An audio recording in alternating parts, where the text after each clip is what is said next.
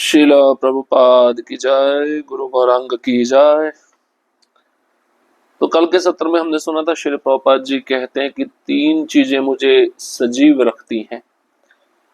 मेरी प्रातःकालीन भ्रमण, मेरी औषधि दवाइयां और मेरी मालिश। तो शुद्धकृत वो इन तीनों चीजों का बहुत अच्छे से ध्यान रखते थे, जिससे प्रभुपाद जी का स्वास्थ्य अच्छा बना रहे और वह ज्यादा लंबे समय तक सेवा कर सकें। और श्री प्रभुपाद जी किस प्रकार से आयुर्वेदिक दवाइयों का सेवन करते थे, कितने समय पर मालिश करवाते थे और प्रातः भ्रमण कितने भी थके हुए क्यों ना हो जाते थे। ये समझना चाहिए कि प्रभुपाद जी का जीवन अपना स्वास्थ्य में रखने के पीछे उद्देश्य यह था कि मैं ज्यादा से ज्यादा जी सकूं और ज्यादा से ज्यादा लोगों का सेवा कर सकूं। और विशेष रूप से प्रसाद लेते समय हमें कभी पानी नहीं पीना चाहिए बीच बीच में, क्योंकि प्रभुपाद जी कहते हैं बीमारी तीन चीजों से आती है: अति भोजन, अस्वच्छता और चिंता। इन तीनों को भी हटाना चाहिए अपने जीवन से, जिससे हमारा शरीर स्वस्थ हो सके और हम भगवान की सेवा अच्छे से अच्छा कर सकें। अब हम आगे बढ़ेंगे। मंगल आरती जाने का तुम्हारा कोई अधिकार नहीं। 17 अप्रैल 1973, ISKCON, Los Angeles, California. New Dwarka में श्रील प्रभुपाद के साथ रहते हुए मेरे कुछ मित्र बन गए थे। एक प्रातः मैंने उनके मिलने के लिए मंगल आरती जाने का निश्चय किया। जब वहां था तो प्रद्युम्न मंदिर आया तथा उसने कहा, श्रील प्रभुपाद घंटी बजा रहे हैं, वो तुम्हें बुला रहे हैं। मैं तुरंत उनके कमरे में गया। मैंने प्रणाम किया तथा कहा, श्रील प्रभुपाद क्या आप मुझे पुकार रहे थे? उन्होंने क्रोधित होकर कहा, आपको मंगल आरती जाने का कोई अधिकार नहीं। तुम्हें 24 घंटे मेरे साथ साथ रहना चाहिए। जब मुझे तुम्हारी आवश्यकता हो तो तुम्हें आसपास रहना चाहिए। मैंने क्षमा मांगी तथा कहा कि मैं पुनः ऐसा नहीं करूंगा। मंगल आरती जाने से पहले भी मैंने सोचा था कि मैं ठीक नहीं कर रहा। मैं अशांत था तथा मैंने सोचा कि मंगल आरती जाने के लिए मुझे कौन दोष देगा। मैंने विचार किया कि श्रील प्रभुपाद प्रायः मुझे इतनी सवेरे नहीं पुकारते। मुझे स्मरण होना चाहिए कि वो जानते थे कि मैं क्या कर रहा हूँ। यदि मैं आरती में गया तो वह मुझे जरूर बुलाएंगे। इस्कॉन में मैं एक ऐसा व्यक्ति था जिसका मंगल आरती न जाने का कोई कारण था। मेरा मंगल आरती में जाने का अर्थ है कि मैं माया में हूं।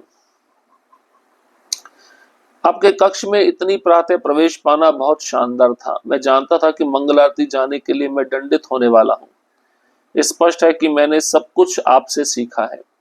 कृष्ण भावनामृत एक सामान्य ज्ञान है, यह व्यवहारिक है, यह कोई कर्मकांड नहीं तथा समझ नहीं सकते कि हमने क्यों किया। हम जो कुछ करते हैं उसका कोई उद्देश्य होता। यह एक विज्ञान है। हम अंधाधुंध नियमों का पालन नहीं कर रहे थे। आप हमें बुद्धि का उपयोग करना सिखा रहे थे कि हमें आपके साथ तथा आपके साथ कैसे ईमानदार बनना है। श्री प्रभुपाद प्रेमामयी सेवा के मार्गदर्शन के लिए मैं आपका आभारी हूँ। शुद्ध कीर्तिपु एकमात्र इस्कॉन में ऐसे भक्त थे जिनको मंगल आरती जाने का अधिकार नहीं था। एक बार जब अपने गुरु भाइयों के साथ में मंगल आरती गए तो प्रभुपाद जी उनको बार बार घंटी बजाकर बुला रहे थे। तो प्रद्युम्न प्रभु ने जाकर शुद्ध कीर्ति प्रभु को बोला कि प्रभुपाद जी बार बार घंटी बजा रहे हैं, जाइए। तो जैसे ही शुद्ध कीर्ति प्रभु प्रभुपाद जी के कक्ष में प्रवेश किए तो प्रभुपाद जी क्रोधित होकर उनसे कहने लगे, आपको मंगल आरती जाने का कोई अधिकार नहीं है। 24 घंटा आपको मेरे साथ में रहना चाहिए। मुझे किसी वस्तु की आवश्यकता होती है तो मैं उस वस्तु को कैसे प्राप्त कर पाऊंगा। तो शुद्ध कीर्ति प्रभु क्षमा मांगे और कहे कि मैं आगे से ऐसा नहीं करूंगा। और जब मंगल आरती जा रहे थे तो उनको ऐसा लग रहा था मैं ठीक नहीं कर रहा हूं, और मंगल आरती जाने के लिए मुझे कौन दोषी ठहराएगा। तो शुद्ध कीर्ति प्रभु कहते हैं, मेरे विचार से प्रभुपाद इतनी सुबह सुबह मुझे नहीं बुलाएंगे किसी सेवा के लिए। लेकिन गुरु का पता नहीं होता ना, शिष्य का वह स्मरण कब करे, सेवक का स्मरण वह कब करे, उनको कोई वस्तु की आवश्यकता हो। इसलिए शिष्य को हमेशा गुरु के पास रहना चाहिए, उनकी सेवा करने के लिए, उनकी आज्ञा का पालन करने के लिए। केवल इस एक पुस्तक को पढ़ने से तुम कृष्ण भावना भावित हो सकते हो। 21 अप्रैल 1973, ISKCON, Los Angeles, California. Srila Prabhupada के कक्ष में प्रविष्ट होना सदैव ज्ञानवर्धक अनुभव होता था। कभी श्रील प्रभुपाद बैठे पुस्तक पढ़ रहे होते, जब वो पढ़ते तो ऐसा लगता मानो किसी और ने ये पुस्तकें लिखी हैं, क्योंकि वे कभी लेखक के रूप में अशुद्धियों का संपादन करने तथा व्याकरण की अशुद्धियां निकालने के लिए नहीं पढ़ते। वे केवल एक शुद्ध भक्त होने के नाते परम भगवान, जिनको वे पूर्णतया शरणागत थे, की लीलाओं का गुणगान करने के लिए पढ़ते थे। एक दिन मैं अपने कार्य संपन्न करने के लिए उनके कमरे में गया। वो भगवत गीता यथारूप पढ़ रहे थे। मेरे प्रणाम करने के पश्चात उन्होंने मेरी ओर देखा तथा कहा, यदि तुम केवल यह एक पुस्तक पढ़ो तथा समझो, तुम इसी जीवन में कृष्ण भावना भावित हो जाओगे। कुछ महीने बाद जब मैं उनके कमरे में गया तो भक्ति रसामृत सिंधु पढ़ रहे थे। उन्होंने मेरी ओर देखा तथा कहा, यह पुस्तक बहुत अच्छी है, केवल इस एक पुस्तक को पढ़ने से तुम कृष्ण भावना भावित बन सकते हो। श्रील प्रभुपाद ने अपने आचरण से हमें सब कुछ सिखाया है। उन्होंने वो सब कुछ किया जो हमें करना चाहिए। उन्होंने हमें प्रार्थना की कि मेरी पुस्तकें पढ़ो, तथा उन्होंने स्वयं भी उनको पढ़ा। तो पुस्तकों के विषय में तो प्रभुपाद जी के कहना ही क्या, बहुत सुंदर पुस्तकें हैं। और प्रभुपाद जी कहते भी हैं, पुस्तकें मैंने नहीं लिखी, कृष्ण ने मुझसे लिखवाई हैं। तो प्रभुपाद जी के विषय में श्रुति कीर्ति प्रभु कहते हैं, जब भी मैं उनके कमरे में प्रविष्ट होता तो मुझे ऐसा लगता कि मेरा ज्ञान बढ़ रहा है। श्रील प्रभुपाद जी को मैं पुस्तकें पढ़ते हुए देखता था और मुझे ऐसा लगता था कि पुस्तकें उन्होंने नहीं लिखी हैं। और प्रभुपाद जी कभी इस उद्देश्य से पुस्तकें नहीं पढ़ते थे कि उसमें कुछ गलत हो गया तो उसको ठीक कर दूं, कुछ व्याकरण की अशुद्धियां हैं तो उसको ठीक कर लेना चाहिए। नहीं, वो शुद्ध भक्त हैं। वो शुद्ध भक्त होने के नाते भगवान की जो लीलाएं हैं उनके प्रति शरणागत थे और लीलाओं का गुणगान करने के लिए वह पढ़ते थे। श्रुति कीर्ति वो कहते हैं, एक दिन मैं अपनी सेवा पूरा करके जब प्रभुपाद जी के कमरे में गया तो उस समय प्रभुपाद जी भगवत गीता यथारूप पढ़ रहे थे। और जैसे मैंने प्रणाम किया, प्रणाम करने के बाद उन्होंने मेरी ओर देखा और कहा, यदि तुम केवल ये एक पुस्तक पढ़ लोगे तो समझ लेना कि तुम इसी जीवन में कृष्ण भावना भावित हो जाओगे। अब कुछ महीने बाद जब श्रुति कीर्ति प्रभु पुनः प्रभुपाद जी के कमरे में गए तो उस समय प्रभुपाद जी भक्ति रसामृत सिंधु पढ़ रहे थे। फिर प्रभुपाद जी ने श्रुति कीर्ति प्रभु की तरफ देखा और कहा, यह पुस्तक बहुत अच्छी है, केवल यही एक पुस्तक को पढ़ने से तुम कृष्ण भावना भावित हो सकते हो। तो श्रील प्रभुपाद जी हमें आचरण से सिखा रहे हैं कि पुस्तकें अवश्य पढ़नी चाहिए। और प्रभुपाद जी अपनी पुस्तकों को पढ़ते भी थे और दूसरों को भी पढ़ने के लिए प्रेरणा प्रदान करते थे। उन्होंने वह सब कुछ किया जो हमें करना चाहिए। एक गुरु अपने आचरण से अपने शिष्यों को सिखाते हैं। अपनी बुद्धि लगाने के लिए उन्हें $300 मिलने चाहिए।